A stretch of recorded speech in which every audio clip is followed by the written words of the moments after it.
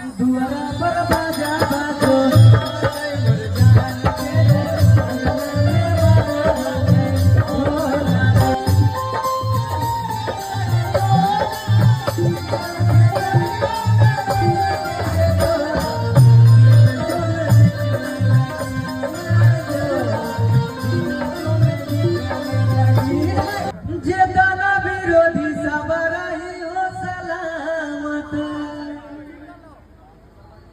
अरे अब हाथुन लेके बेटा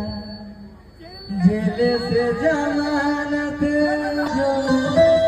हाँ कई मोर जान के अंगना में बाजो हाथ ढोला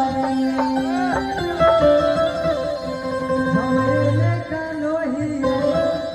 ओने मोर पागली सब में है खुशी के माँ और ये भैया कहना है दुआरा पर बाजा बाजो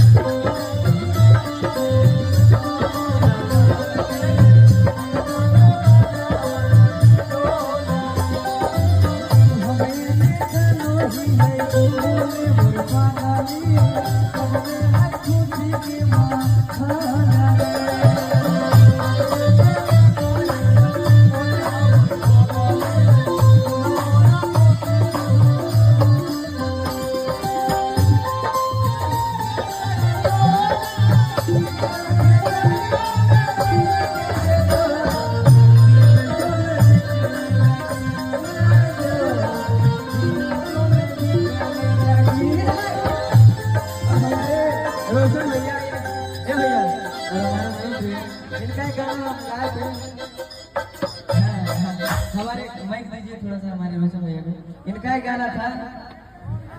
एक मिनट भैया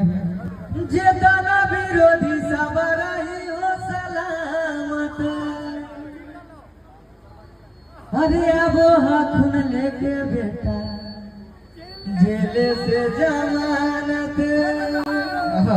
और आज हमारे बहुत ही अच्छे राइटर हमारे रोशन भैया, इनका आशीर्वाद हमारे ऊपर बहुत रहते हैं। और हमारे इधर बहुत ही अच्छे हमारे भतार से आप लोग इनको जानते ही होंगे, नाम जानते होंगे मगर चेहरा से थोड़ा कम पहचानते होंगे, लेकिन इनका नाम बहुत ही अच्छे हमारे भतार सिंह है। और आइए लड़का बोलता है अरे लाख ये भैया कहना है घर